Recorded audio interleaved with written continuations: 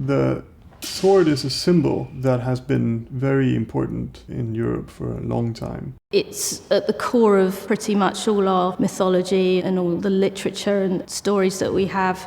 The first time anyone ever holds an actual steel sword, the look in their eyes from, very small children to old ladies and everyone in between, there's a certain magic about that moment.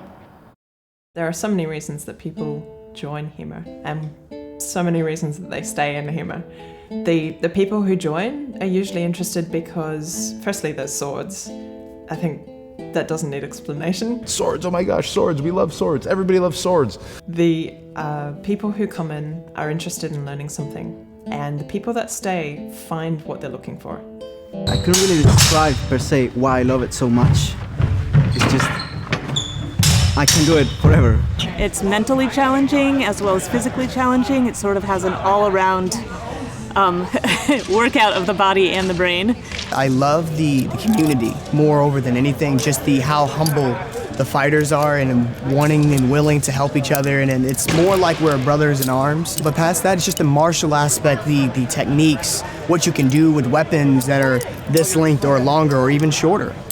People get drawn to HEMA usually because there's something about the source material that is exciting or romantic to them. If you just want to learn how to fight, there's a million places and disciplines that you can learn, that you can do that. So people see the sword and they think, wow, I want to be like that guy in that movie that I loved when I was 12 and secretly still love now.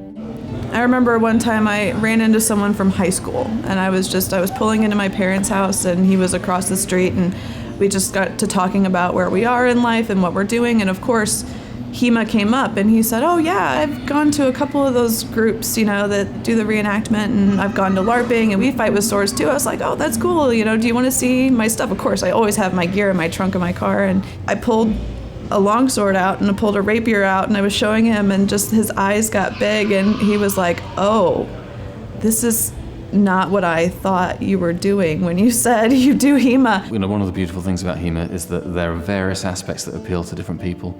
Some people love the physical objects, the swords, the history. I like languages, I like the books, the fun athletic parts of the competitions. But very much so, the scholarship isn't divorced from the practice. The scholarship very much drives HEMA. By doing this, it connects us to the past. It creates a context that is a bit anachronistic in the modern world, but that's also the appeal of it. We want to do this because it's part of a heritage and a tradition that people are missing in a modern world where everything changes all the time.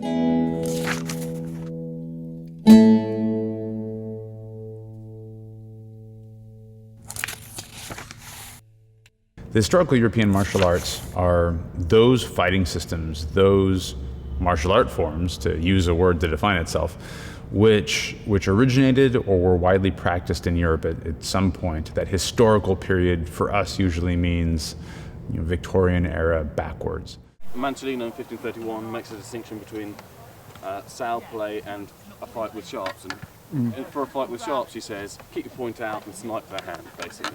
This is advice. Very much like 133. There's a remarkable European literature on how to fight from about 1300 onward, right into the 20th century. We have people writing books on how to fight. Dozens and dozens of books over the course of several centuries throughout Europe. Some of these arts have died out, some of them have evolved into other things. So, the modern sport of fencing, the modern sport of boxing are the direct descendants of these martial arts, but they're not practiced as they were back in the day. In sports fencing, when your coach gives you a technique to practice, you practice that technique, and he got it from his coach, and this goes all the way back to when the art was created, or over time it evolves and changes, but you've got it right because your coach tells you to do it and he says, yes, you've got it right.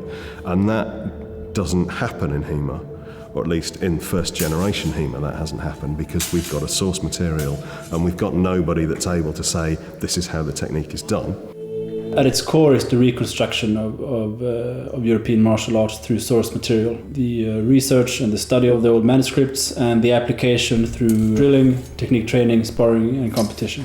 It's a very, very large term that often gets caught up with swordplay because that's the most prominent and common aspect of it, but it's an enormous, enormous umbrella. HEMA covers so many different weapons. I don't even know that we can really reasonably put all of HEMA into a box. There are unarmed forms, we have grappling and wrestling forms. We have grappling and wrestling forms that intersect with weapons forms. We have weapons forms that existed just a few hundred years ago and may have been practiced as late as our great-grandparents, and we have forms that go back hundreds of years. Generally speaking, well, we have HEMA starting with the antiquity. We have friends who do gladiatorial combat, for instance.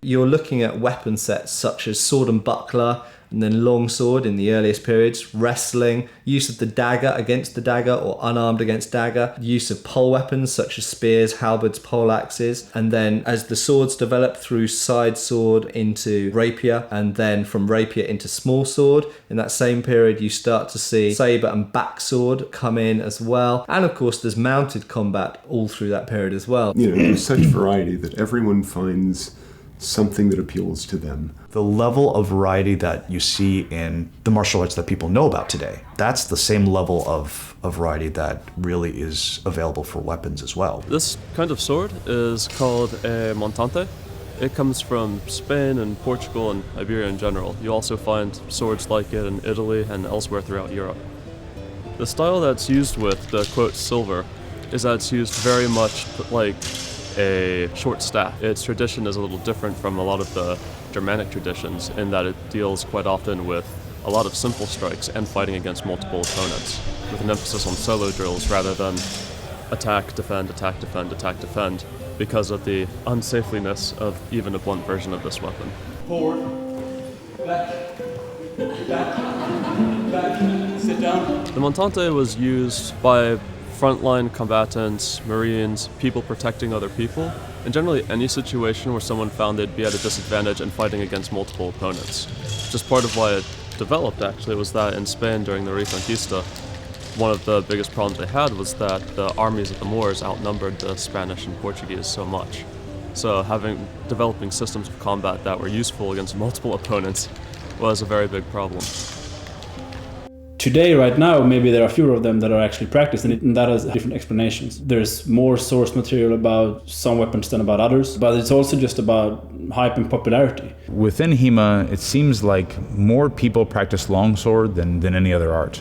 The longsword is the main weapon of that period and a sign of honor and courage and chivalry, if you want. This is the reason that people are interested in HEMA to begin with, I think. Is that we live in modern times, and in modern times we change everything all the time. Like there's always the latest thing that you need, the new iPhone, the new whatever it is, and we do that by discarding everything that is old, in a way. So when we've discarded that, we tend to feel a bit, rootless. And I think that is part of the reason why so many people are interested in HEMA, because there's a link that ties us together with our ancestors through these sources. You can read these manuscripts and old texts and hear the voices of old fencing masters. And it also is a manifestation of a different type of society with other values where, honor and courage and so on are very important aspects of everyone's lives. As we progress and we find new material and we interpret that and put it up to be available for the public, and people pick up this material and run with it and start practicing and become more efficient at it, you will see other weapon systems gaining in popularity. Which is, one of the really, really exciting things. The idea that maybe one day I will actually learn how to be a good sickle fighter. That'd be pretty awesome. What we have in the sources is this difference between fighting in armor or fighting without armor. Not speaking of very specific techniques or very specific sources, but we have mentioned in several manuscripts of this technique might not work if your opponent has armor, or this technique works better against armor. So the differences between armored and unarmored combat, some of it is weapon. Armor worked. That's what it was built for. It was built to keep people from stabbing you or chopping you into pieces.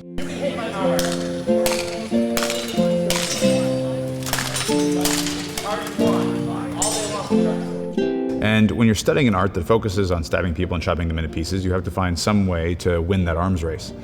So in some cases, it was done with things like poleaxes. And so we see within the German sources, the poleaxe, or for that matter, the Italian sources, as a weapon used to kill a guy who was wearing armor. And there's folks out there who spend a lot of time focusing on that, on those materials, on that technique, learning to do that effectively. If you're just looking at a longsword, and how does a guy with a longsword fight a guy in armor?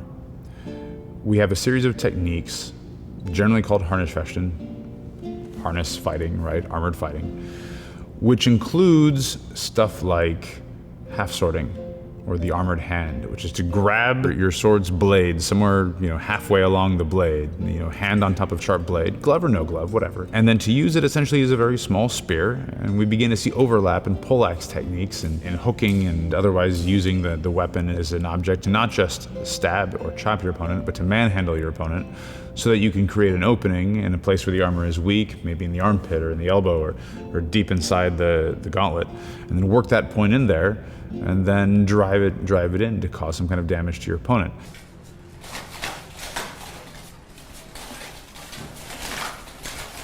Brandy attempting to get up into that bicep again. Sure, it's not giving any space.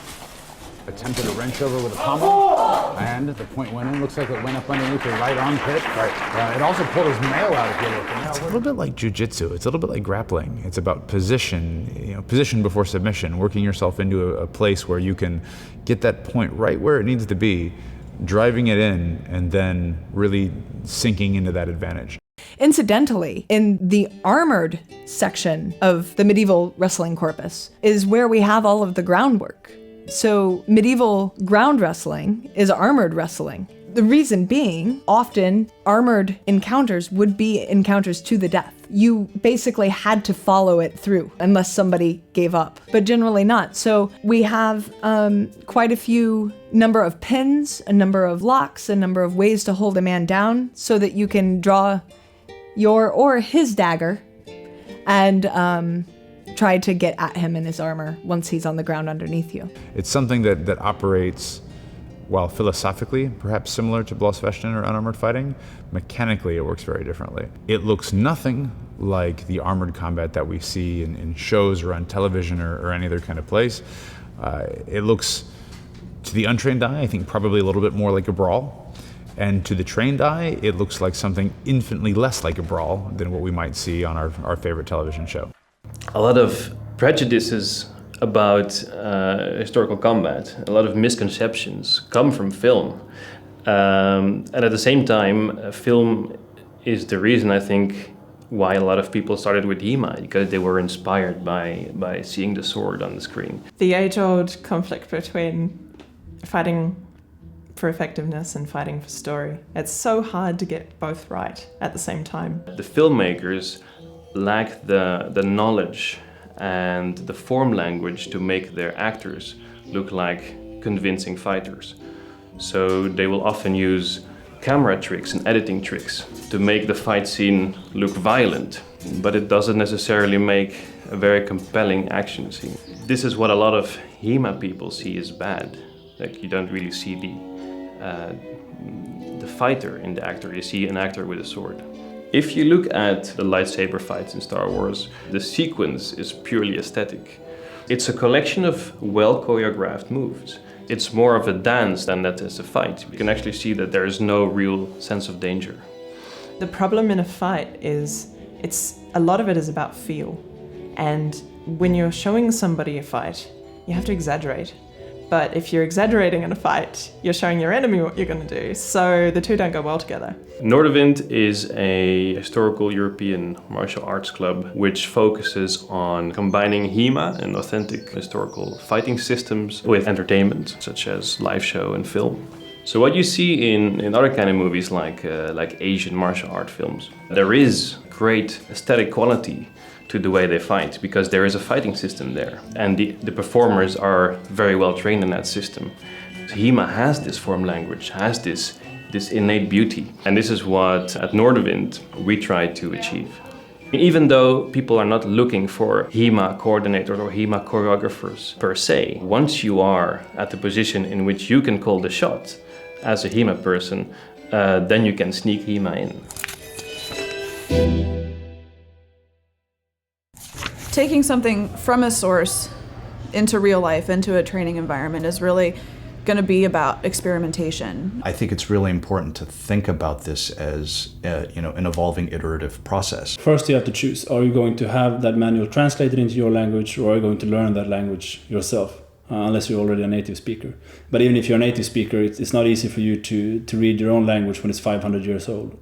Step number 2 is trying to understand what the author means, understanding key phrases, because a lot of times there's a specific fencing vocabulary that this author is using. You're going to get together with a training partner and work together to try to make what you just read happen. And I think that it's very important to really work with it, do something, and then talk about it. Okay, well, that isn't what the master described. So how did we mess this up? So you have to go back to the beginning, start again, and just keep going until you think that you've found something that works. You're never given all the information. Sometimes you're assisted with pictures or illustrations, sometimes not. Usually we have text, but sometimes not. So you have to try to take what you're given and turn it into something useful. For example, a certain kind of cut might be described as coming from a certain place, perhaps on the right shoulder, but it comes from above. The text might say which edge to use, and it might describe the end result, that you're trying to hit the person in the head. But what it does not tell you is how to get from here to there. There's places that we have to be speculative. There's places where we have to try out different theories and different ideas and see how well they fit the sources. It's very difficult once you've built a model that works 90% of the way, and then you find out with the rest of the 10% of this way you thought this technique was going to work doesn't really work at all. Being able to go back repeatedly and continue to evolve your ideas on how some of these techniques work. I think another thing that is important to me is the willingness to go back and say, guess what, we were wrong. We have a better way. One example of changes in how we see things is the reversed grip, for example. We had all these images where people are holding the swords with these types of positions, right? We didn't know what they meant. We felt like, okay, so they were just really crappy at drawing hands. But that's probably not the case. And the funny thing about that is that once you understand that you can reverse the hands, you can use different hand positions, it changes a lot of interpretations. I have one interpretation where it says you put your hands in front of your face, and I just felt like it was like you're holding it like this. But when I changed the technique, I realized it was actually, holding it like this in this position, which opened up entirely new ways of using the sword when parrying and so on. So you have the data, you build a model, and you really need to test that model. And this is why things like tournaments and sparring are really important from my perspective. It's this balance between the practice of it, trying to understand what seems to work, what doesn't work, and then going back to the data and saying, okay, well, here's what my practical experience is, this is my theoretical understanding, where's the mismatch? Either you're doing the technique wrong or your partner's giving you a pressure which isn't correct for that move, so is that pressure then able to be corrected by another technique? That fallibility in you and your partner eventually leads to you understanding the system more fully.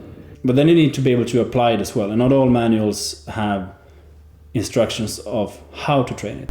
Fiore has this habit sometimes of not really telling you what to do, but just telling you how awesome it'll be if you pull it up.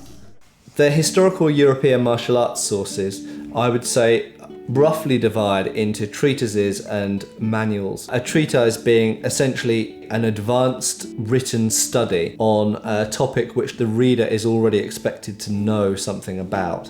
Here's your textbook, here's your lesson, here's how you remember to do all this stuff that you paid me to teach you how to do. Whereas if we take at the other end of the spectrum, World War I bayonet manual, that is really written for teaching soldiers who know nothing about bayonet fighting.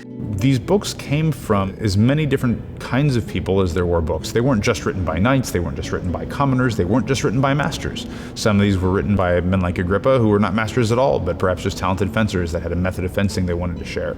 We have Joachim Meyer, who writes his thorough descriptions of the knightly art of combat. He writes this for a general audience, but it helped get him a job as a fencing master for a duke. Medieval treatises were made for a wide range of different reasons, sometimes just to document a system as a record for an archive, almost for personal use. We know sometimes it was written as a form of advertising, sometimes as a status symbol. That was very common. The very rich and the highest in society had their own swordsmaster, and they created a work almost as an expression of wealth, in the same way that today you'd have a yacht. Even through the 15th and 16th centuries, we see a wide range of reasons why treatises and early manuals were created, and also a gradual evolution of the reason for them being created. You have to understand that the people who could afford that source material were already at a certain level of society. They're not the people who are going to be chopping up fish to sell. They're not the people that are going to be trying to fight their way in the slums in order to live. And ironically, those people are probably engaged in more fighting and more violence than the people the books are aimed at. So understanding the surrounding culture to the source material is just as important as understanding the material itself. So, a master that's, more focused on school play will give different advice than a master that's focused on self-defense. You got the two books of Gigante. So his first book is very nice fencing in the line. His second book is defending yourself against multiple opponents, dagger against spear, grapples, pommel strikes. And so very much like the modern HEMA context, where it's very libertarian in nature, everybody has a voice, everybody has an opinion, everybody gets to throw out what it is that they think is right. A lot of these fight books came from the same place. They came from historical masters or would-be masters throwing out their ideas about fencing in written format, hopefully for people that were paying for them or that were going to be able to use them. And even that isn't the kind of thing I can really tell you is what happened, right? We don't know. What we do know is that they were kind enough to write all this down for us and to let us argue about it on the internet incessantly for the next, 100 years.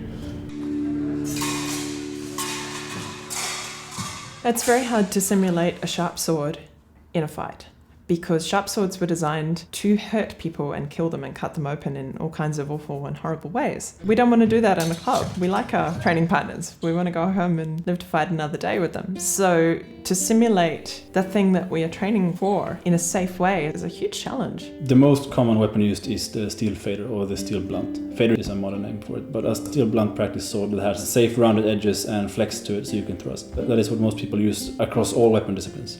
But if you have a big club with a lot of beginners, they might not be able to afford a steel weapon immediately, or they are unsure if they are willing to dedicate themselves. For some reason you need loaner weapons, then nylon or plastic weapons are available too, and that's excellent. We didn't have a way as a community of introducing new people quickly and cheaply into the art, which is how ultimately it was going to grow, was by saying, look, you don't need to go out and buy a specialist steel sword. You can have something which will allow you to practice. The Rawlings range came about through me phoning up lots and lots and lots of different manufacturers, anybody who had an interest in reenactment, anyone who could supply weaponry. And it serves its purpose. Most of us moved directly from those onto steel or onto things like Black Fencer or things like this.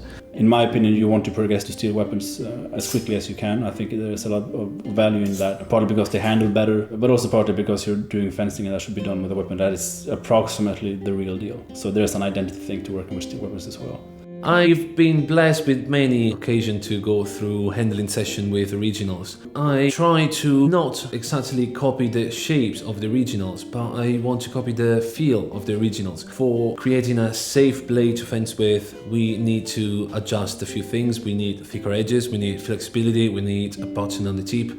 All of these will alter a little bit the geometry of the blade. So if I copy the exact measures of an original and I add those features for safe sparring, it will probably not give you the same feeling of the original. Részben vannak olyan részek, amiket tulajdonképpen ugyanúgy készítek, mint 500 vagy 1000 évvel ezelőtt, egy-két olyan módszer alkatrész, de igazából annak érdekében, hogy a kardokat azért mégis költséghatékonyan, jó árban, megfelelő idő alatt el lehessen készíteni, a modern technikákat kifejezetten érdemes használni. Vannak olyan emberek, akiknek nagyon fontos, hogy teljesen kézzel készített régi eljárásokkal készüljön, kézzel kovácsolt kard legyen. Ez is megoldható, de ugyanakkor van az az igény is a vívók felől, hogy a lehető legjobb áron, a lehető leggyorsabban elkészüljenek a jó kardok, mert ez a legfontosabb.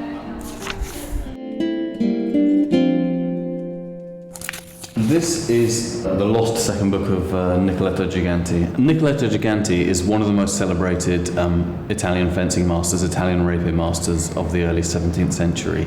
His first book of 1606 was very well known and very widely distributed, and celebrated for centuries afterwards as one of the most clearest, most concise representations of the Italian method. In his first book, he'd promised to write a second, but for centuries it was unclear if this had ever taken place. In fact, as early as 1673, a Sicilian master, Pallavicini, in bringing out his own second book, essentially derides Giganti by saying, I didn't promise to bring out a second book, but here it is, unlike people like Giganti who promise a second book but never deliver. So, not even 70 years after the publication of Giganti's first book, his second book was already regarded as, mythical. New sources are still being found, and they're being found from a variety of places. In the early days of this reconstruction, the early modern days, I should say, they were largely found in museum collections. And that is still an ongoing process. Many museums have a lot of information still not even cataloged, much less, available to the public. I had, when I started out when I was a teenager, this idea about famous men, famous researchers of today, like Matt Gallas and Steve Hicken, the many before them as well, Hans Peter Hills and so on, walking with a torch down a catacomb and finding these dusty old manuals. And I'm sure that also happens. Fortunately, a lot of museums, for reasons of preservation and various other things, are putting more of their information online. A lot of times you find these manuals just by typing in different spelling variations of key phrases in Google Books. Which makes it accessible to more researchers rather than just the 2 or 3 that can get to the museum and have the language skills and so on. The internet has really changed, research in a dramatic way and largely for the positive. There are genuine researchers who find new material, who make new discoveries about existing material. You got guys like Matt Gallas, Pier Marco Terminello. These guys are actual researchers doing original research, which is very valuable.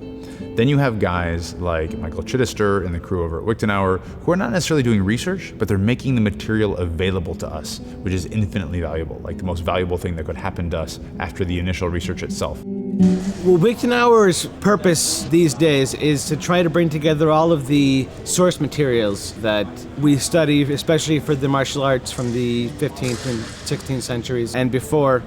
When I was starting HEMA 13 years ago, it was very difficult to access all the source materials. There was few resources scattered online. They were hard to find. There were a few books that were rather expensive. By and large, if you wanted to study something, you had to begin from scratch and work it out yourself. So Wichtenauer exists to try and alleviate that entire problem and create one source where you can go and find out everything that you need to know about a particular treatise, a particular master, to begin your study. And you can branch out from there. But as far as locating the source materials, getting them transcribed and translated, and making them available, we're trying to take care of that problem forever and have it done so that the next generation of sword fighters won't have to go through those problems. The study of HEMA has evolved over the years.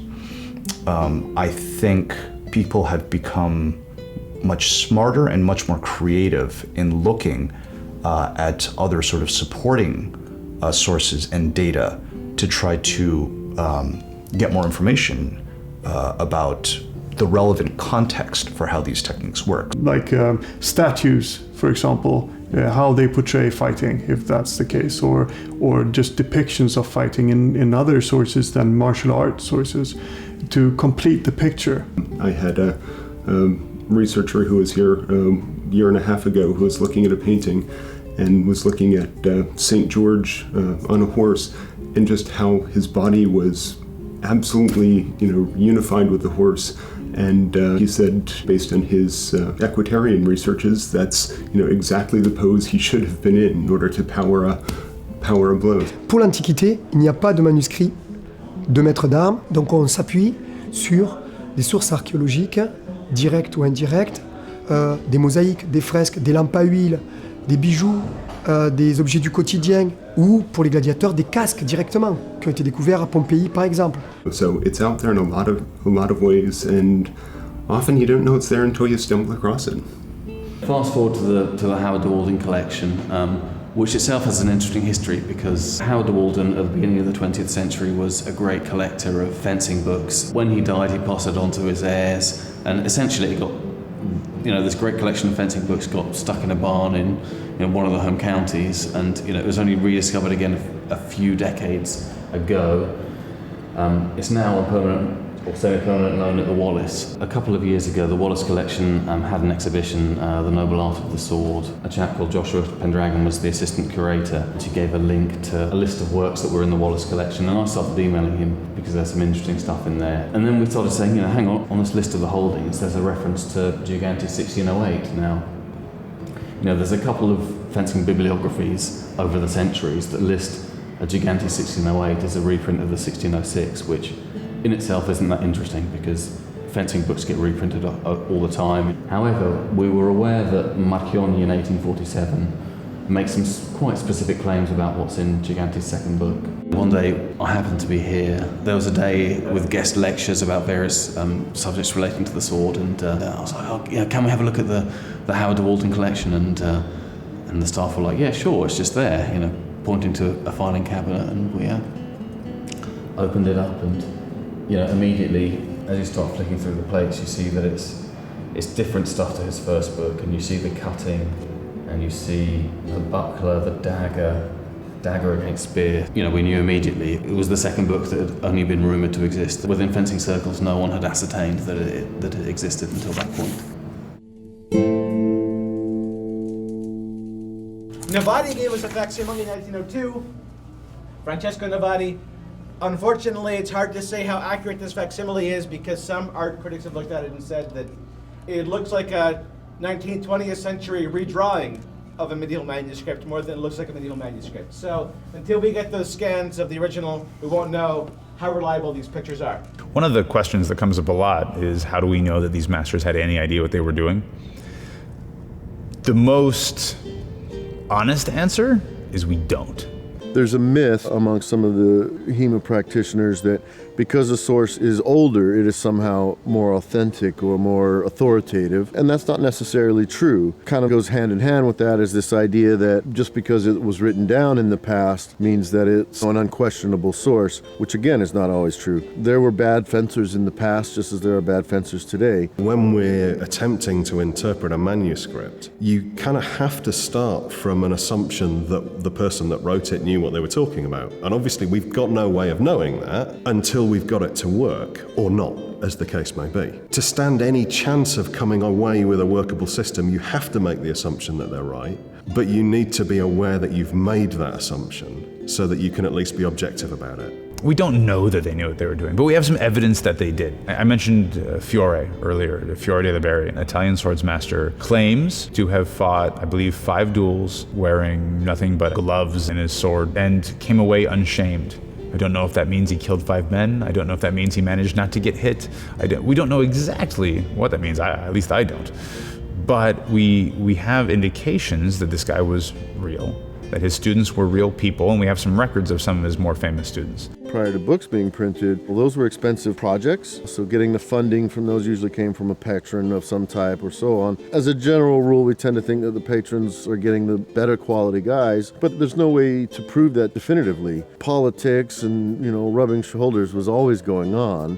Masters disagree with each other all the time. To take the most obvious example, the English polemicist George Silver, wrote his rant saying how Italian fencing was useless and they got each other killed. A lot of his specific claims that, Italians never cut are just simply untrue if you look at the treatises. But by looking at the specific areas where people disagree, you actually get a lot of insight into, whether this master has misunderstood one point of it, or it makes you think about the fine tactical points like cut versus thrust. I can find examples like Camillo Palladini, whose manuscript rests in the Wallace collection here. He agrees with George Silver. He says, some people say the cut is slow, but on many occasions in front of great lords, I've asked fencers to thrust at my face, and each time I've been able to cut them before they thrust me. His explanation is that he can move his wrist quicker than someone can move his foot, which is something that George Silver might have said. So actually by looking deep into the scholarship, a lot of these apparent contradictions wash away. We know that Liechtenauer is quoted for about 200 years after he's dead.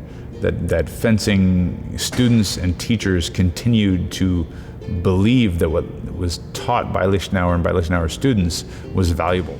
And what I see and what I have seen over the last 15 years as I have progressed through this is that the historical techniques work. They work in a competitive context. They work in a casual fence with your buddies in the training school kind of context. And I have no reason to believe that they would not work in a life or death mortal context, assuming that the technique is performed correctly with the right amount of intensity, the right amount of intent by someone who knows what they're doing and uses that technique within its correct context. And that becomes the whole martial art. What is the technique? How do I do it? When do I use it? And if you can bring those pieces together, these techniques work. And I think that's how we know the masters knew what they were talking about, because we do it now.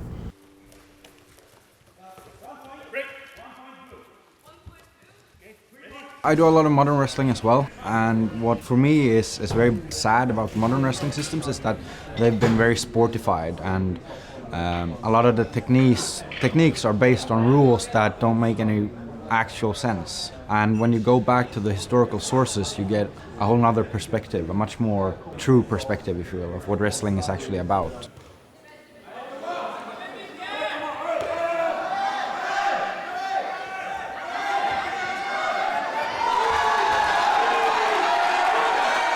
Swords are sexy, and most people are attracted to HEMA to do the long sword. It's big, it's cool, it's fast, it's hard. But medieval sources tell us that all fighting comes from wrestling.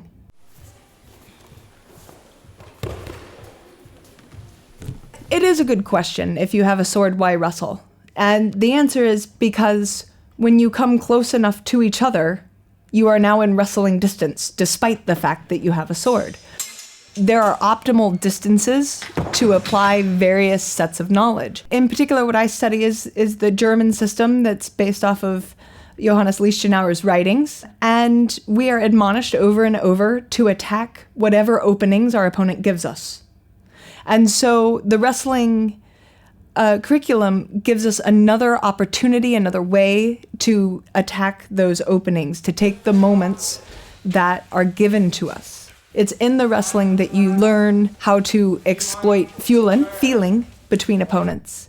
It's in wrestling that you learn how, if he pushes to pull, if he pulls to push. And all of these things translate immediately up to when swords cross. In that way, all of the lessons from all of our weapons apply to wrestling and vice versa. It really is the universal translator between weaponry. For instance, when two longsword fighters come close, one may remove his left hand and try to use the pommel to hit his opponent. A medieval person would see that as wrestling. And in fact, a lot of the plays that get used for the hilt in the pommel of the sword are dagger plays. It's basically about, in the end, taking control of your opponent and being able to manipulate your own and your opponent's balance in the way that it gains you an advantage. Medieval wrestling is primarily a stand-up jacket wrestling system. So it involves gripping onto the clothing that your opponent is wearing, and likewise your opponent is gripping onto your clothing, and you can use these to leverage your opponent, to throw them, to trip them, maybe to break limbs if necessary, depending on the particular contest or even life and death situation the wrestling might be used in. Wrestling in a medieval idea really encompassed not only the sport of wrestling, but also self-defense on the street.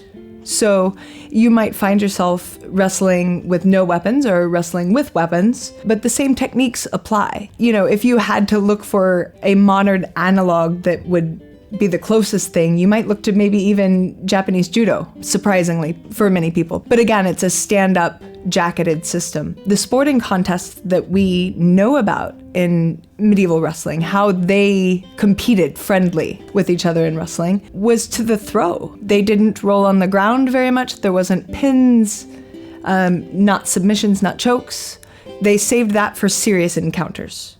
In play, it was to the throw. And they counted a throw very simply, just anything but the foot, knees, or hands touching the ground.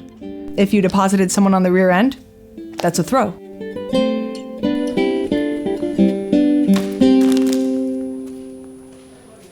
if you don't practice with a sharp sword, if you don't ever test cut, you're going to miss facets of what it means, and you're going to miss out on conclusions that you could have made if you trained with sharp swords. Sharp weapons are good for doing solo drills, to test cut, and you can work with partner drills with sharps as well, with someone that you really trust, but you really need to trust that person.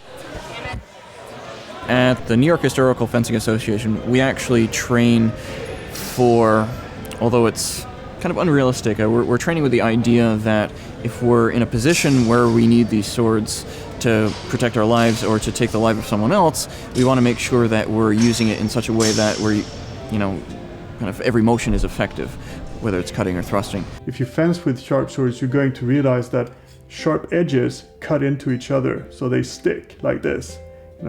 A blunt edge like this will slide. A sharp edge doesn't. It cuts into the other edge. When you're training, it's so important to have all these different tools, because if you're doing a bind where two swords come together and are gripping each other, and the tension and feedback from that play is vital to understanding the next move. If you're using something that's a slippery edged training weapon, like a nylon waster or a wooden waster, it's not going to give you the same experience, and it'll distort your understanding. You don't have to train every day with a sharp sword, but you need to train with a sharp sword from time to time to get a grasp of these things. It'll change the way you grip the sword. It'll change the strength that you put into your strikes, because you're not trying to beat somebody with the sword. You're trying to cut and slide across the exposed areas. You look at bad examples of fighting, like, for example, in a lot of computer games, and you see these big heroic warriors pulling this enormous sword out of their back and slamming it down upon the metal of their opponent. It's completely ineffective. So why are you going to smash your beautiful, expensive weapon against somebody's armor when you could take it and cut it across something that's exposed? Even just something that's simple, you wouldn't understand that if you didn't know how a cutting-edged weapon worked. Probably the best way to sum it up is to say that there is no perfect HEMA training tool for any weapon. There is always the trade-off between safety versus what is the most realistic training tool. The better way to think about it is what are the best training approaches to get everybody all these different skill sets they ultimately would like to have, and then how does the equipment fit in?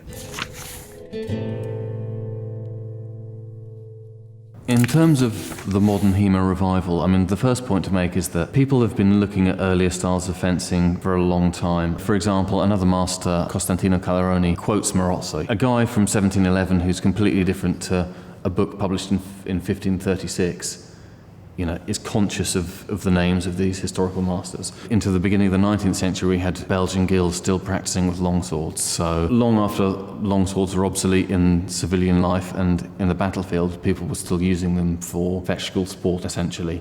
Fast forward into the early 20th century, we had the first kind of attempt at a HEMA revival, and we have guys like Hutton, guys like Gelli in Italy. It didn't continue, but I wouldn't say it was unsuccessful. I guess the First World War disrupted a lot of Europe, and that generation of early HEMAists, let's say, seemed to have fizzled out around the 20s. In 1981, I went to my local library, and I kid you not, I did an interlibrary loan request for medieval fencing manuals. And out of the blue, I got a copy of the 1965 transcription of Sigmund Ringek by a guy named Martin Wirschen, who was a German who transcribed that fencing manual. And I self-taught so that I could read Sigmund Ringek's fencing manual. And that was how it started for me. So by about 1982, I was able to understand at about the 90% point what I was reading in that manual. Not to say that I was doing the techniques correctly, but I could read it, I could understand it, and I started working on it then. The interesting thing at that point, that was way pre-internet. And so I was working on that completely in isolation. In the early days of the historical European martial arts community and the HEMA community, we were all self-taught. We were all looking for something, and so that who was that earliest teacher? That earliest teacher was a book and the backyard and a wooden stick and getting hit upside the head by a friend. We began to seek out people who knew a little bit more, some of the early teachers. But even then, in that time, what was really going on is that you had someone who knew more or who claimed to know more, who was able to guide you. When it really came down to interpretation, we were on our own. So initially, who taught me to fence was a little bit of John Clements, a little bit of the internet, a little bit of Christian Tobler, a lot of self-study and getting hit upside the head with a stick that you didn't want to get hit with because we were too dumb to wear masks back then. The whole time you're advancing, you keep this posture. Don't stand up. Don't lean back. It's very common when I'm in this class to get you in the posture straight, and then we're like, oh wow, there's a tip. There's a tip. There's a tip. That's really bad. Don't do that. We see so many people who have trained under teachers who have never needed to go through that same process of discovery, that there's a fear, maybe a legitimate fear in the community that attachment to the source is getting lost or could get lost. I think HEMA can be done without reading the sources, translated copy, but I don't think it can be done to the best. I don't think every HEMA practitioner needs to do research. I do think every HEMA practitioner needs to be educated about the sources. We need to make sure that our students know that the master isn't the guy up in front of the classroom. The master is the guy who wrote the stuff down. Even if, your interpretations differ from somebody else's interpretation, you are still at least informed by somebody who really used these arts. And there's no more people like that alive, so we have to learn it from the sources. How do we do our HEMA, right? We do our HEMA the way the master said to do the HEMA. The big question is, how did the master say to do the HEMA? Sticking to the source is important. It has to be kept in mind. I'm not saying it's a sin being tempted to stray from the source. If you stray too far, you're losing the H in HEMA, maybe the E even. You're just doing something new, something else, something different. If we're all just learning from somebody else, what we're learning is a modern sword art based on historical sources. What we want to be doing is constantly getting closer to the way that it was done and discovering the way that it was done as part of that path. And if you haven't read the material, if you aren't intimately familiar with the material, you can't be on that path. The third master of dagger. Here's a comparison of the images. I think it's a pretty safe bet they're probably doing the same thing.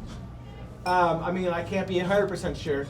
What Fiore says is you will go to the ground because of your lack of knowledge, and in armor this is a particularly safe throw, and then basically talks about how this is an awesome throw, and it will throw you on the ground a whole lot, and you'll be totally dead. Basically, this whole paragraph says nothing at all about how the technique is done.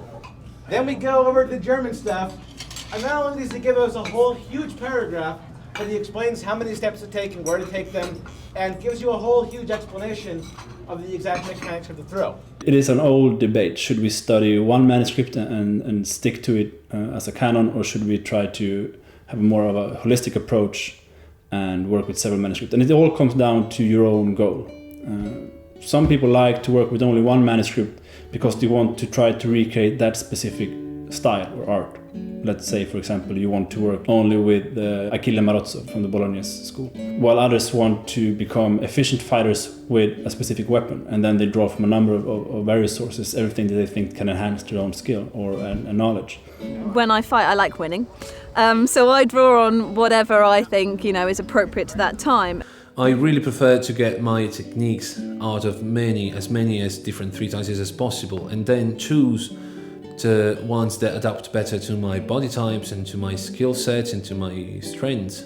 So even if you're perhaps doing a different style of backsword or sabre or longsword or anything else, you can still apply those different lessons back to your own fighting. Some systems are more compatible than others. For example, if you study 19th century sabre, if you look across Britain, France, Spain, Italy, Germany, all of the sabre sources from the 19th century share a lot of similarities. Many of them are very modern in how they're written, and it's maybe possible to understand Hope only by reading Hope, I would assume.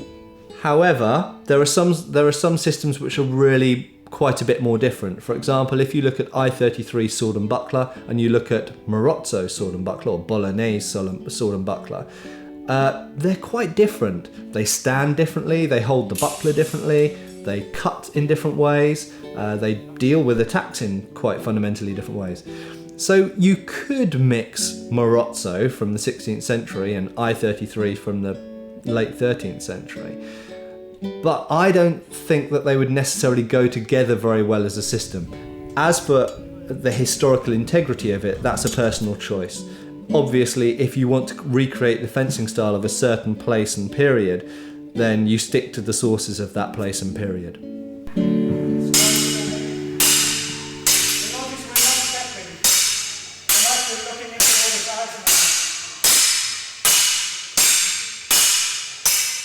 And this is what happens when I come too quickly. I'm actually underneath hits. I've always found every club that I've visited to be very welcoming and excited and interested, because the sharing of knowledge is what is the lifeblood in HEMA. The HEMA community is very open source. That means a lot of things. One is that there are very few professionals in what we do. These are mostly an amateur community. And the way to get credibility and respect in that community is by sharing your information. These days we can do YouTube videos and actually show what we're talking about as well, which can make it a lot clearer because we're talking about a physical topic. So it helps to illustrate the points that we make online. And they get discussed and debated and questioned, or peer-reviewed basically by the rest of the community. But internet is a communication tool that can only take you so far. There's nothing quite like actually being in person with someone and having them quickly walk you through something that you spent months over the internet trying to explain, and being able to very quickly go back and forth and exchange ideas. Again, that's a hugely valuable thing. We have a huge number of events, which is weekend or long weekends of workshops, lectures and classes on how to do these things, and tournaments. One of the great things about martial arts events like Fight Camp, especially for people who do things that are quite fringe, like European martial arts, is that you get to learn from different instructors who would actually have slightly different interpretations to each other. Some of my favourite discussions with people over HEMA have been very, very heated, going, no, there's no way that this can work. Absolutely, you are completely and utterly wrong. You're absolutely wrong. You could not be more wrong if you had a hat with wrong written all over it and you tattooed wrong on your face. And then you go away, and quietly when you're sitting on the train and going away from the event, or you're going away from someone else's house, you end up giving them a text, or you end up giving them an email going, you know what? That principle you said, that actually works. If we put it in this context, and quite often they'll go, you know what you were saying, that works. So even when we are at each other's throats, or if we're biting, or if we're freely exchanging information, the information does get transferred. And I think even quite often, if we don't want to admit it, we still always learn from whatever someone else has said. But then we also have these events as a way to bring the community closer, establish bonds between people face to face, in order to bring in beginners so they can see this wonderful community that we have. Take a few beginners class and maybe try out some weapon styles that they're not practicing regularly at home in their home club. For me, my perspective has always been that these major events has been the real engine behind the HEMA community. These different events will continue to grow and hopefully be a really good nexus for people to come and learn, not only learn what it's about, but for the people who've been doing it for quite some time, also, remind them what it is that they really love about all this. What I am worried about is making sure you all have the shoulder strength and the forearm strength to be able to hold the weapon out, right? To be able to perform the correct technique, all right? So for that reason, we're not going to engage our hips or our feet like we would when we cut the rib. This is just essentially an arm, shoulder, back, core kind of exercise. We live in the 21st century, but the arts were written at a time where people were much more physically active, as a general rule. And if they had access to a proper diet, they were in good shape. So we can argue about if we should practice with 15th century shoes or 21st century shoes, but we should also consider if we should actually try to train with a 15th century body.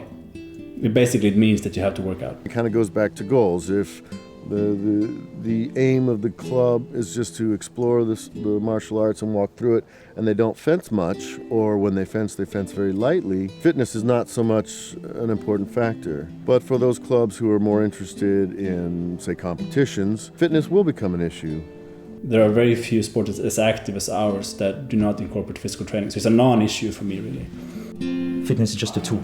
It's not a matter of being fit or being sharp. It's a matter of knowing what your body can do. The more you know your body and the more your body can do, well, the better martial artist you can be. One of the great things with HEMA, especially sword fighting, is that you don't really have to be young and fit and sharp and tall and muscular. This technicality of sword fighting means that you can be old but still know the tricks and perform quite well.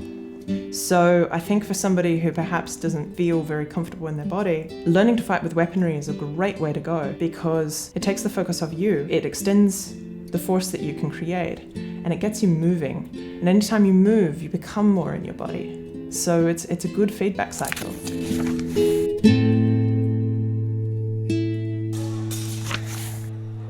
Remember, what we do is martial arts, and you eventually get hurt sometimes. It's not the goal, it's not the aim, it's not the joy of doing HEMA, but it happens. So you need, in order to also make these physical knowledge yours, to think of your own safety and the safety of your partners. We do have manufacturers now who are actually looking to produce gear for us, which is a huge boost. When I started up 12 years ago, when I was 17, we had old fencing masks, welding gloves, and sticks, basically. It worked at the time, but as the community grows and we become more and more professional, we also see manufacturers either from outside of the HEMA community taking interest in what we do and wanting to provide gear for us, or actual practitioners starting their own companies, which I think is the best idea because they know what the fencer needs. We need equipment that can keep people safe. And this is growing. The interest is there, and the people who need the equipment, they're asking for it. The market won't grow to its potential until the safety equipment is there. Mothers are not going to be eager to bring their children to, get into this program if, broken arms and legs are, a monthly occurrence. Hands are among the most common injuries. Like 80% of the injuries in HEMA are hand-related. And everyone knows in daily life how frustrating or complex it is if you break a finger. And my biggest concern is, of course, if a blade breaks and it penetrates the body, because that can be the end, for someone. That's the scary one, right? Our blades we have blunted tips, and usually there's tape on the tips and a variety of things that keep it that it would be very difficult to penetrate one of our jackets. The concern always is, in that broken blade situation, the rare freak occurrence that were to happen and then a thrust would follow through. You can see the gear check is getting more and more seriously done. Like first I'll wear something over here, and then no, you should wear something that prevents a thrust if the sword breaks, that it penetrates. Często ludzie pytają się nas, w jakim sprzęcie powinni trenować, jak dużo ochraniaczy powinni na siebie zakładać, czy trenować z kurtką, czy bez kurtki, czy zakładać dodatkowe ochraniacze, czy sama kurtka jest wystarczająca. The thing we must remember in designing equipment is the style of fencing we are simulating. And it is not armored fencing, it is bloosvechten. Or fencing without any protection on. It's kind of a fine balance because every time you wear something as protection, it does change the way your body moves. It's just a part of the way things are. You're going to move differently in sports gear than you are if you're not wearing it. So simulating an unarmored fight, but still wearing protection because you don't want to blow out your knees or have your hands smashed up, it's a massive challenge. From the feedback, we always hear, it's very nice, but can it be more flexible? Can it be lighter? This is the hardest part of the development phase. Right now we have two things going on. The tournament scene is really increasing in popularity, but you also have people training the real techniques and a lot of hybrids, let's be honest. But if you're training the real techniques, you should be able to train without gear or with the least restraining gear, because otherwise you cannot really interpret the real techniques if you're limited by gear. But if you don't use any gear in training and then suddenly you want to do a tournament, then you feel the restrictions, so you won't be able to use the techniques you have been training. And I think that is what a lot of people aspire to. So normally your sword should keep you safe. And what we see is a lot of gear prevents you to wield your swords to the extreme position you want to go to. And because of that you do get hit in the hand, where normally you wouldn't get hit. So the protection makes sure you need the protection because you cannot use your sword to protect yourself. Jedną z głównych przeszkód dla rozwoju HEMA, dla rozwoju szermierki historycznej według mnie, był fakt posiadania niewystarczająco dobrego sprzętu ochronnego, który zawodnicy starali się wyszukiwać z różnych źródeł, jak na przykład ochraniacze motocyklowe, kurtki czy sprzęt do szermierki sportowej. do hokeja czy też różnych innych dyscyplin sportowych. I go into a sporting goods store. I just went in to get new knee pads, and I said, okay, so look, this is what I'm doing. I'm going to be getting hit with a longsword, and the knee pads I have, they gape open at the top, and it can just cut down into them. I need something that straps better. And the people are looking at me with these eyes like, well, I don't know what you need.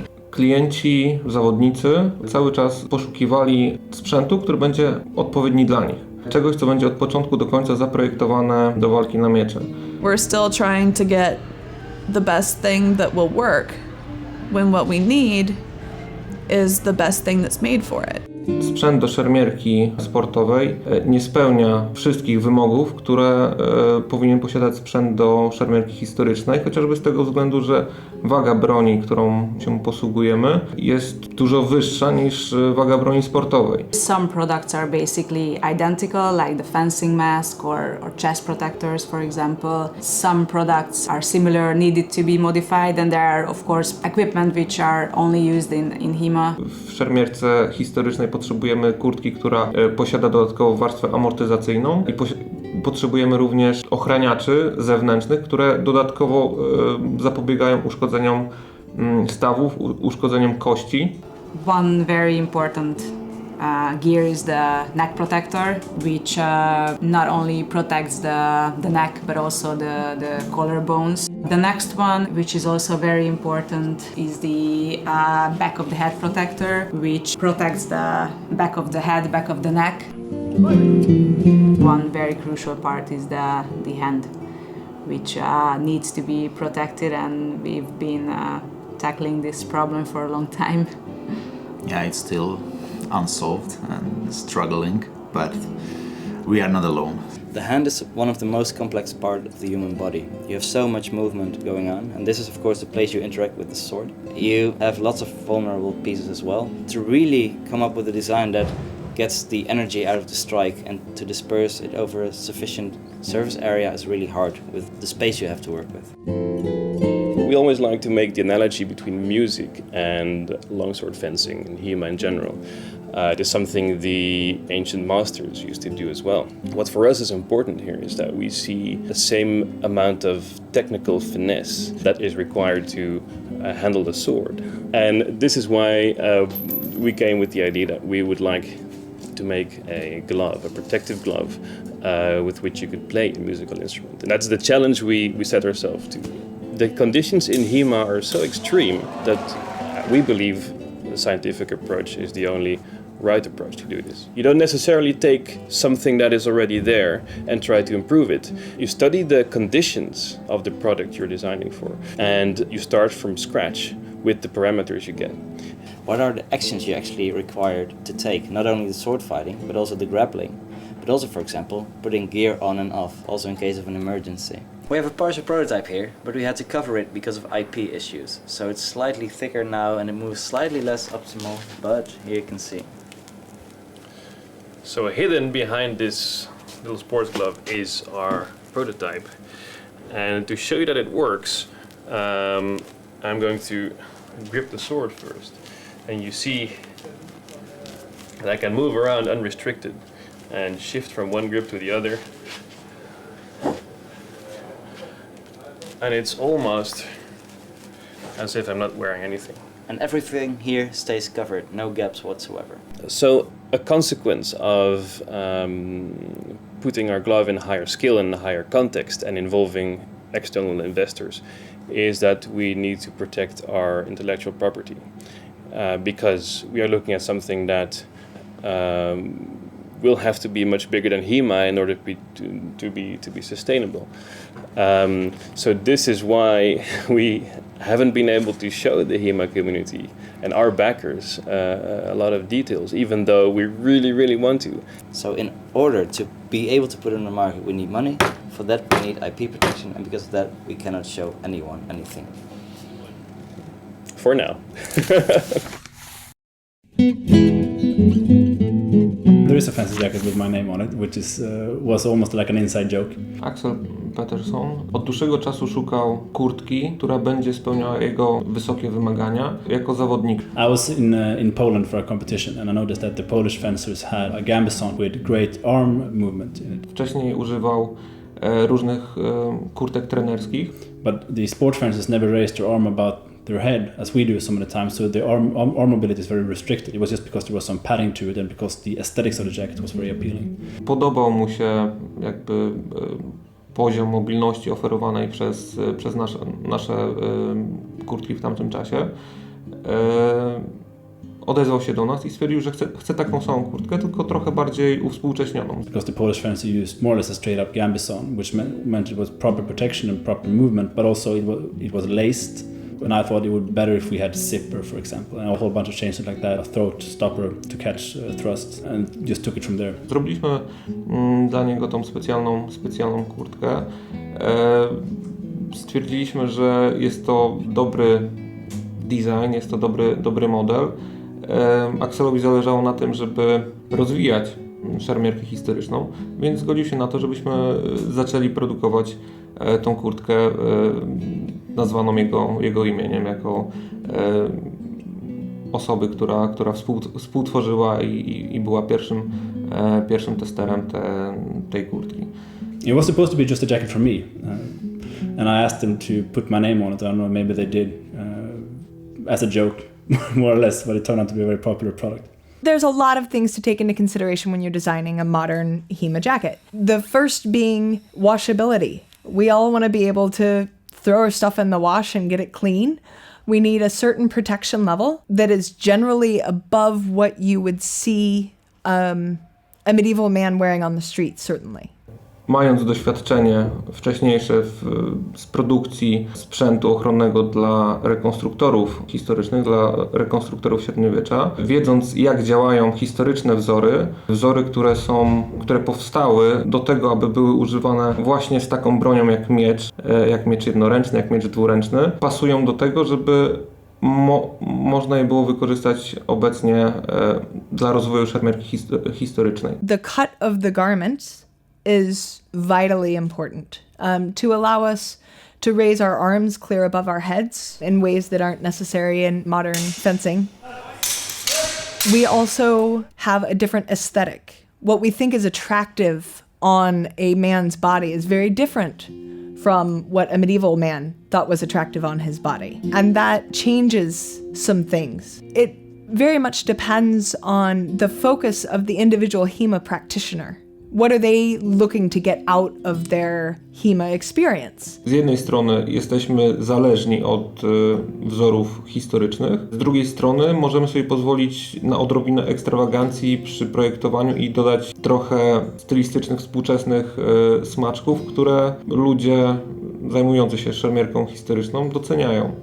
It looks modern, it looks fresh. It doesn't particularly pull off anything medieval at all. It's very much a modern take. We were told by several HEMAs that it's a modern sport actually, so it should look modern. But then there are HEMA practitioners who very much want to work in garments that are made in the style of a medieval garment, even if it's modern materials. Again, it's up to the individual practitioner of what they're interested in.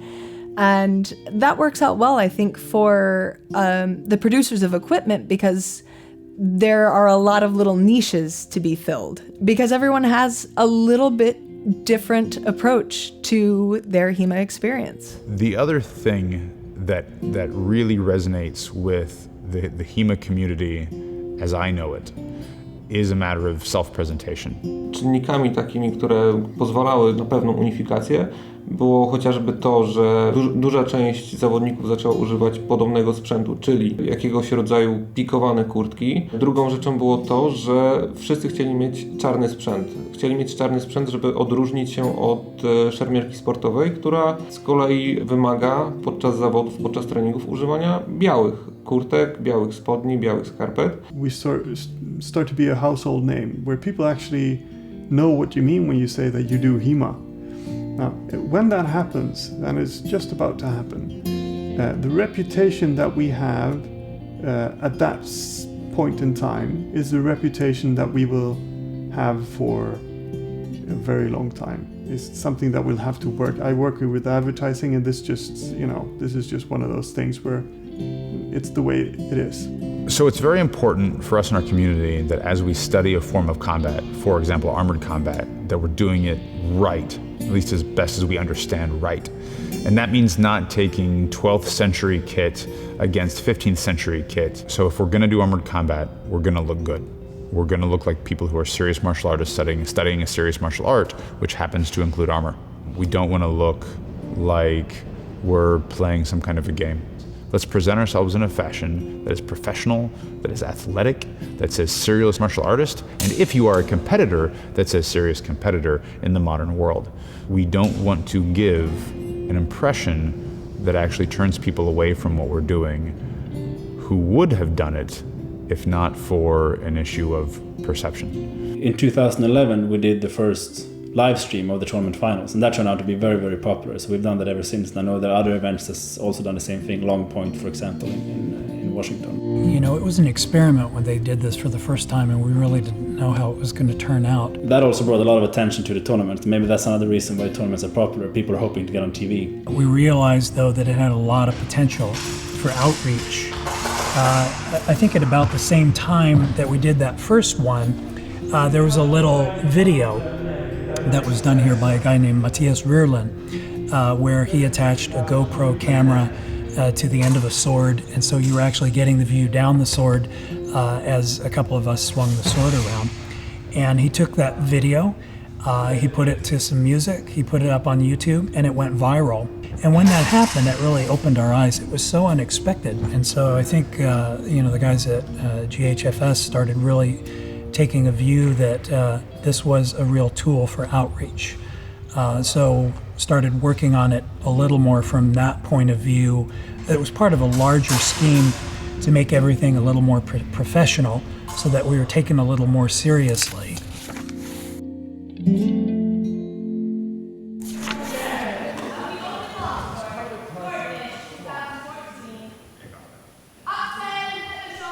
The thing with an online community is that sometimes the person who posts the most is considered the best fencer, and that's of course not the case. Tournaments actually started out as a way of asking people who claimed knowledge over the internet to put up or shut up. If you're really trying to look at the question of, will this work under stress? There are very few ways to actually do that are as good as a tournament at the moment. Competition is an environment where I can be absolutely certain that my opponent is not cooperating with me. I can be absolutely certain that they're not helping me, that they're not even subconsciously trying to make my technique work. They're not trying to make it look good. They're not trying to do anything at all for me except beat me up. I think people confuse the idea that tournaments are like a real fight. They're not. All of this, there's always going to be a level of approximation. They're not a simulation of a proper duel. In a duel, you're thinking about life and death. Those are two different goals. People don't approach it as a life and death situation because they know that lives are not at stake. You need to create rules that enhance the behavior you want to see, technical proficiency, technical variety. What are the kinds of combative behaviors that you want to encourage? And that's how you develop these rules and use them to actually get people to fence better. Historically, competitions of different types were part and parcel of HEMA, of the real historical traditions and the historical practices. You can take a look at Germany in the 1500s and you can see that they were having a Festschule, or a public fencing competition, every weekend for a series of months. So, and this is in one town. These old historical rule sets existed for a different function, or we think they existed for a different function, than our modern rule sets. The historical rule sets were games of skill, using fairly limited and restricted skill sets within the martial arts of the time. But we need to remember that most of the modern tournaments is a modern invention. And they're not representative of a duel, it's not a battlefield situation, it's not a historical tournament, it's something else, because we're trying to achieve slightly different things. If I'm learning 15th century German longsword, Ernst Fechtens, right? How to fight to kill a guy. I want to be able to stab a guy in the face. I want to be able to grapple and bash him in the head with my pommel, as we see in the source material. None of that would be allowed under historical rule sets. But we also borrow a lot of things from historical rule sets, like the afterblow, for example. When you hit someone, they're allowed within one fencing tempo. In other words, immediately after you hit them, they're allowed to try and hit you back. If you touch your opponent, he's not just going to fall down and die. Most probably, if you hit him in the shoulder, and it's not his weapon shoulder, he's going to strike you back. And there are so many times where we have historical accounts of that happening. And that means that you need to strike the opponent and either keep on striking him without getting hit, or rushing into grapple, or step out and cover. It's artful fencing, but it's also just common sense. But for us who are training a complete system without that tradition, we also need to experiment with what happens if all targets are open. You can do wrestling, you can do thrusts, you can do cuts, you can do 100 cuts, you can even do the Mordschlag where you turn and you hit with the hilt. You can punch, you can kick, you can elbow. What happens? Why would these arts that they invented win over someone who's just a big person, a strong person, a brawler? We want to create an environment that is as free as possible for people to do the things that they believe are the right interpretations of these texts and these sources that we have. To do that well, and for competition to be part of that, we have to understand the context of the primary sources to begin with. So if we want to see beautiful technical fencing, that calls for one type of rule set. If we are interested in who would win a fight in a back alley with a sword, then we have to have a much more open rule set. However, that is going to be more scrappy. That's going to be people bearing down on you. There's no point lamenting that we don't see the beautiful techniques when we set up conditions that the masters themselves would have recognized aren't going to bring out the beautiful techniques. If martial arts is the application of good technique at the right time, maybe I have great technique, but I haven't figured out when to use it. I'm not much of a martial artist. Along the same token, I might have the most perfect instincts in the world as a fighter, but if I don't have the right technique, one of two things is going to happen. I'm going to get my butt kicked, or I'm going to fence in a way that everybody and their grandmother within the HEMA community is going to look at me and say, Jake, what you're doing isn't HEMA. I don't know what you're doing, it seems to be working, but it's not HEMA. If you win, but you do it poorly with really ugly fencing or things that people don't think are proper techniques, you're not actually going to get a lot of positive feedback from that. You're not going to be the hero of HEMA, but just because you won Swordfish. When we're looking at tournaments, I think one of the things we have to think about is just revealing flaws. When we try to do a technique, we want our partners to, take advantage of any mistakes that we make. We want to do a better technique. And tournaments are unparalleled in the ability, because there's someone else who was trying to actively hit you and get the points themselves.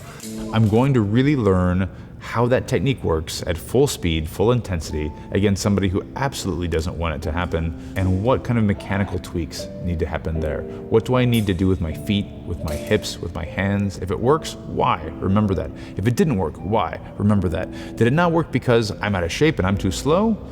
Is that even a feature that we need for that technique? It allows me to really test that technique. It allows me to test myself.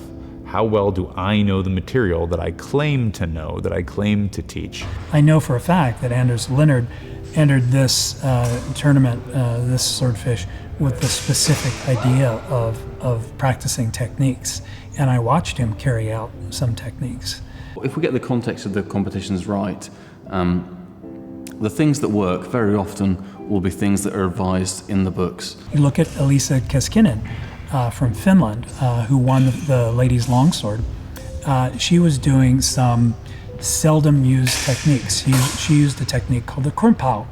And not only using the Krumpau, but she used, the right-hand version is the common one. There is a left-hand version that's described, but she actually used it in the tournament. That's the first time I've seen anyone do it. Looks like interesting. Another Krumpau that landed. Ended on a Krumpau. And an afterblow. That was interesting. A Krumpau from the left. Scored by 2 Elisa points. Keskinen. Nice to see that. She's showing that she knows the sources, she trains from the sources, she can use it effectively, she can score with that technique, and she's not just using it in the pool fencing, she's using it in the finals, and she's winning for first place. That's just great. There are certainly concerns people have about tournaments turning HEMA too much into a sport and not enough of a practical martial art. We need to be cautious that we don't push the competitive side so far that we move away from the elements of recovering historical systems into the realm of we just have a sport for sport's sake. But having gone through it with those concerns and actually participated in tournaments, I think the benefits greatly outweigh the negatives. I think that the popularity of HEMA is a two-edged sword in that the more popular it becomes, the more standardized it has to be. The good thing about standardization is leading to the fact that it's going to be a safer, competitive environment. It's going to lead to the ability to mass produce the items and equipment that we so dearly want that currently cost a great deal. The dangers of standardizing anything are that it's going to limit any kind of continued growth. What if in 20 years' time, somebody went, oh my goodness, this makes so much more sense now. I've just done this particular mystery move and it's going to completely change the way that we've previously understood this. If you've got something that's standardized in place, it's going to limit the growth of something that at the moment we all love because it is so excitingly new. Having said that, I personally believe that it's not all about tournaments. Tournaments, I think, just seem to be at the moment, and maybe for some time to come, sort of the popular, sexy component of HEMA. And the fact of the matter is, a lot of the people who do this get into HEMA because they want to fight. They want to be sword fighters. That's what young men want to do in particular, more and more young women as well. People want to be sword fighters. They don't just want to pose. If they're going to practice the techniques, they want to have a forum in which they can actually use them. If you talk to the people who actually win these tournaments, you ask them, are tournaments the most important thing? I think most of them would very quickly say no. I've been driving in creating the sporting scene of HEMA, but I really hate the sportification aspect of it. My club is one of the most successful clubs as far as tournament goes. We never practice for tournaments. We don't practice by the rule sets or anything like that. And the boys and girls that I train in my club are not thinking about only winning the tournaments. They're thinking about self-development. And as long as we can foster that culture and see the tournament as a vehicle to improve as fencers in general, tournament has great value. They're a useful motivator for people to, just put in the hours week on week and then to train against a non-compliant person from a different school they haven't trained with before. My greatest kick is when I'm able to perform a technique that the world hasn't seen for 500 years. And if I can do it in sparring, that's good. If I can do it in tournaments, even better because there's more stress and it's an uncooperative opponent. So for me, it's a way of measuring how much I have internalized of the art. Where we go with HEMA from now on, I think it's probably going to continue in a similar vein. It will get bigger. It's going to get bigger because people's awareness is increasing. Hopefully, I don't think it will die a death because it's not a fad. It's not something where everyone's going, oh, that's fascinating. You do something that's so different. We must all come and do this. We haven't become a hipster movement yet. It's very, very much a case of it's people who want to do it and are interested in doing it. And I think those people are always going to be about.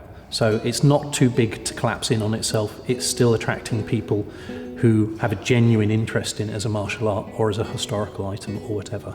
With all the publicity that we've been getting, HEMA is starting to go mainstream. You're starting to see an interest from the mainstream martial arts community. You're starting to see more of an interest from the mainstream sport fencing community. I'm starting to see people from, you see the CrossFit crowd starting to look at this. That's what I think the big trend is going to be in the future is the mainstreaming of HEMA.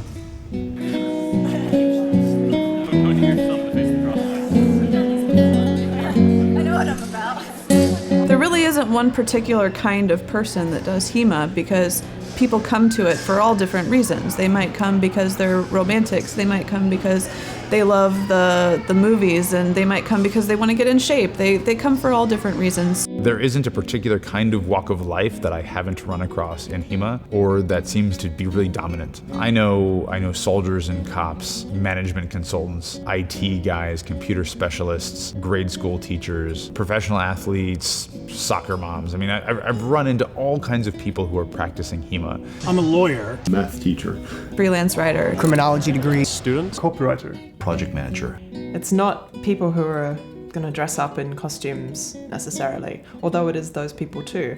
It's not Dungeons and Dragons nerds, although it is those people as well. It's not your professors from university, although it is them. It's not your athlete and your school jock, although it is certainly that guy when you put a sword in his hand. And that cross-section runs all the way from the high-level competitive guys all the way down to people who are just showing up to class because swords are neat and they want to take a class. HEMA is one of the most fantastic grassroots movements I've ever seen. It's exciting. You can go and learn physical skills that you can put into a fun fighting situation or a stressful competition fighting situation, take your pick, which can also be fun. So, getting involved, if you're lucky, there will be other groups in your area that have already sort of started building the community. So you just look for, swordplay places. There are also plenty of places, I think, certainly in the US and I imagine elsewhere, that people just kind of have to start out on their own. So the biggest thing is to just reach out and find other people that might share your common interests. And you never know what nearby neighbor you have or family member or person that you know may also be a closet HEMA person. Our oldest student is 70 and he's actually pretty decent and pretty fast. That has surprised me, again, because of the really broad demographic. There are lots of people that are sort of interested in this, but just have never realized it was a thing. So I think part of getting involved, if you're doing it on your own, is to just kind of let people know, hey, look, I like doing swords. Is this something that anybody else wants to do? Just ask, really. HEMA is very much based on that model that it takes 1, 2, or 3 dedicated people to start a club. And even for the unfortunate people that are just kind of isolated, as long as you get the internet, you are never fully isolated when it comes to HEMA. So part of it is also knowing where to go online, various forums online, just Googling things. You should be very quickly able to locate, sort of the nearest club or find somebody else who has interests similar to your own about studying this or that or whatever. HEMA offers everything, but you don't have to tick all the boxes if you like. You might not be a top fencer or wrestler, but you are an academic, and without the academics we will be nowhere. This will just be made up stuff that has no value whatsoever. Or you can be a community builder, an organizer, a manager, a judge, anything really. So there are so many ways to contributing to HEMA. It's really multifaceted. If you love languages, history, competition, sport, fitness, it's got everything. If only some of those aspects appeal to you, that's still quite a lot to get on with. The point being, the invitation is out there. Anyone can come and join in. It's an athletic, physical activity. It is a mental activity. It is a scholarly activity. It's a social activity. It's really for anyone who is interested in something that happened, something that was amazing. And if they're passionate about joining in on that, they're going to be pretty damn welcome. It's a lot easier today than it was 10 years ago. So it's not, there are really no excuses not to start a club if you're interested.